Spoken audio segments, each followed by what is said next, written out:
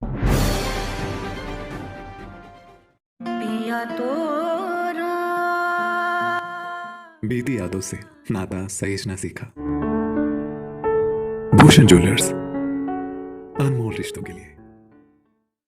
मैं सभी वीर सैनिकों ने जिन्होंने देश की रक्षा के लिए अपनी जान की कुर्बानी दी, उनको श्रद्धांजलि देता हूं। और तथा दूसरे जो जवान वहां पर बहादुरी के साथ लड़े और इस विजय हासिल करने में जिनकी बहुत महत्वपूर्ण भूमिका रही, उनके उस योगदान को स्मरण करता हूं, उनके योगदान को साधुवाद देता हूं। हिमाचल छोटा प्रदेश, लेकिन उसके बावजूद भी हिमाचल के भी 52 सैनिकों ने अपनी जान की कुर्बानी देकर देश की रक्षा के लिए एक बहुत बड़ा उदाहरण दिया है। और उस दृष्टि से मैं ये कह सकता हूं कि कारगिल के विजय में हिमाचल प्रदेश के सैनिकों का भी एक बहुत बड़ा कंट्रीब्यूशन रहा है, योगदान रहा है। आदरणीय अटल बिहारी वाजपेयी जी ने उस वक्त जो एक बहुत स्पष्ट संदेश दिया कि किसी में दबाव में आकर के, प्रभाव में आकर के हम अपनी सेना को अब नहीं रोकेंगे। अगर हमारे देश पर हमला किया है तो हमले का जवाब जो है उसी भाषा में दिया जाएगा, और जब तक विजय हासिल नहीं की तब तक के लिए हम पीछे नहीं हटेंगे। अमेरिका ने प्रयास किया, लेकिन उसके बावजूद अटल जी ने 2 टूक शब्दों में स्पष्ट किया कि कोई वार्ता करने की इस वक्त संभावना नहीं है, गुंजाइश नहीं है, जब तक हम विजय हासिल नहीं कर लेते। और दूसरी बात, मैं इस बात को भी जरूर कहना चाहूंगा, भारत के इतिहास में पहली बार इस प्रकार से एक प्रयास हुआ कि जो भी सैनिक जहां भी शहीद होगा उसका पार्थिव शव जो है उसके गांव में उस परिवारजनों को सौंपा जाएगा। अंतिम संस्कार गांव में किया जाएगा, उसके घर में किया जाएगा, घर में ले जाकर के। और उस दौरान हमने देखा कि एक सैनिक जो भी शहीद हुआ उनका पार्थिव शरीर जो है वो जहां भी उनके निवास था, गांव था, वहां पर पहुंचा, और वहां हजारों की संख्या में लोग इकट्ठा होकर के उनको श्रद्धांजलि देने के लिए भी पहुंचे, और उसके साथ साथ में वहीं पर उनका अंतिम संस्कार किया। ये भी उस दिशा में प्रयत्न हुआ। और जो परिवार प्रभावित थे, यानी कि जिनके परिवार से शहादत हुई, उन परिवारों को आर्थिक रूप से कहीं कठिनाई ना हो, उनके बच्चों को पढ़ाई के लिए, उनके परिवार के जो है जीवन यापन के लिए, उस दृष्टि से भी बहुत महत्वपूर्ण कार्य उस वक्त हुआ। कईयों को पेट्रोल पंप दिए गए, कईयों को गैस एजेंसी दी गई, और उसके बाद एक उनके परिवार को आर्थिक रूप से जो मदद के लिए जो सहयोग दिया गया, उसकी वजह से वो परिवार आज अच्छी तरह से अपने जीवन यापन कर रहे हैं।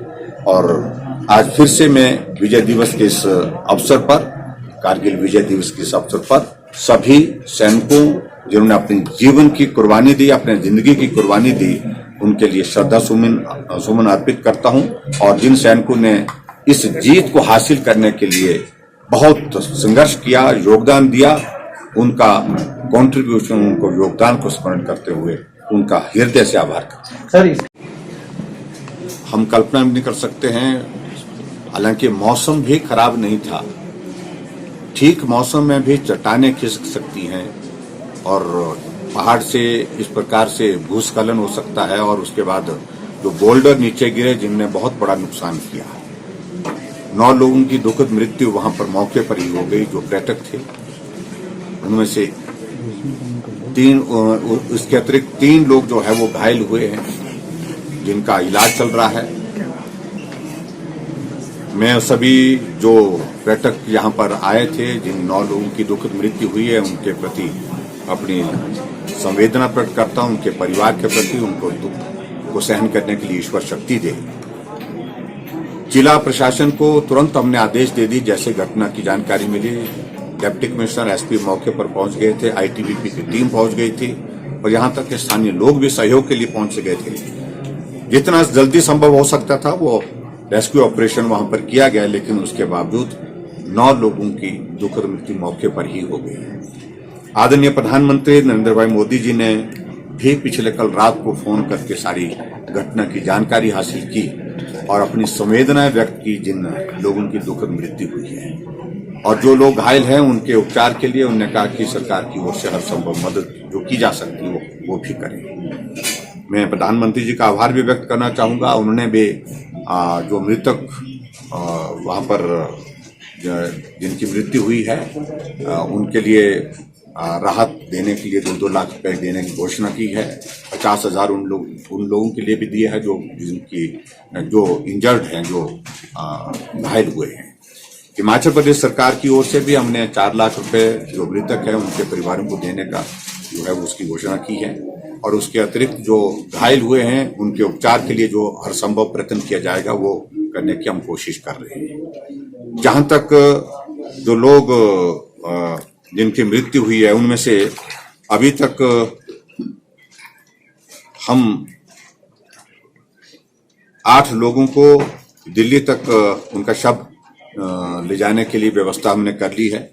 एक जवान उसमें आर्मी का भी है उसमें, जिसमें आर्मी ने कहा कि हम अपने आप उनको एयरलिफ्ट करके जो है वो शायद छत्तीसगढ़ के हैं तो वहां उनको पहुंचाने के लिए अपनी एक व्यवस्था करेंगे।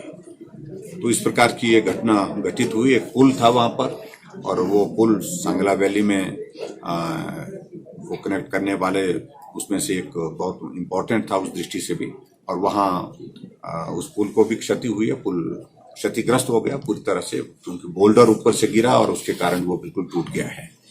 जहां तक जो लोग फंसे हुए वहां पर अभी तक कुछ पर्यटक हैं, कुछ स्थानीय लोग वहां पर फंसे हुए हैं, वो जानकारी हमको है। उसके लिए रेस्क्यू ऑपरेशन हमारा चला है और जल्दी से जल्दी कोशिश कर रहे हैं कि उसके लिए वहां से उन सब लोगों को लगभग 100 से 120 के लगभग बताई जा रही वो संख्या उनको वहां से जल्दी जो है रेस्क्यू करके जो है सुरक्षित स्थान के लिए ले जाने का प्रयत्न किया जा रहा है। सर पहाड़ों से और मैंने बार बार जो है पर्यटकों के लिए भी इस बात के लिए आग्रह किया है, मैंने अपील की है कि ऐसी जगह जाने का प्रयत्न ना करें जहां इस प्रकार का बरसात के मौसम में भूस्खलन होने की संभावना ज्यादा रहती है और पानी का बहाव जहां तेज है वहां पर जाने से परहेज करना चाहिए।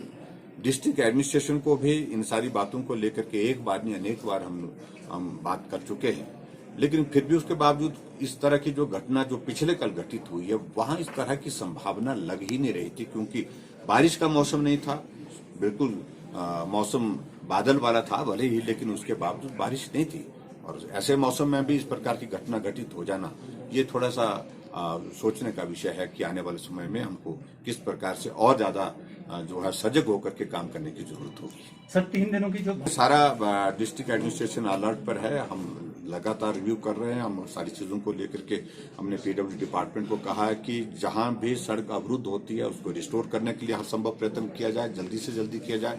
और दूसरा कहीं अगर रास्ता अवरुद्ध होने के बाद कोई लोग फंसते हैं तो रेस्क्यू ऑपरेशन यानी कि उसको उन लोगों की मदद करने के लिए जो भी प्रयास किए जा सकते हैं, ऑल्टरनेटिव रूट का इस्तेमाल करना है, चाहे उसको ही क्लियर करके करना है, लेकिन उसके बावजूद किसी को परेशानी ना हो इस बात को सुनिश्चित किया गया। Thank you. हेलो दोस्तों, नमस्कार। मेरा नाम रमेश शर्मा है और मैं जीवन उत्साह न्यूज का मुख्य संपादक हूं। पिछले 2 वर्षों में हिमाचल के अलग अलग जिलों में काम करते हुए हम इस चैनल को आगे बढ़ा रहे हैं। अगर आपने हमें चैनल को सब्सक्राइब नहीं किया है तो आप प्लीज सब्सक्राइब कीजिए। मैं आपको विश्वास दिलाता हूं आप निराश नहीं होंगे। भले आप 1 महीना इस चैनल को फॉलो करके देखिए, आपको मिलेंगे यहां जागरूकता से जुड़ी हुई वीडियो और आपके परिवार, आपके समाज से जुड़ी हुई वीडियो। सर्च कीजिए जीवन उत्साह न्यूज फेसबुक पे और यूट्यूब।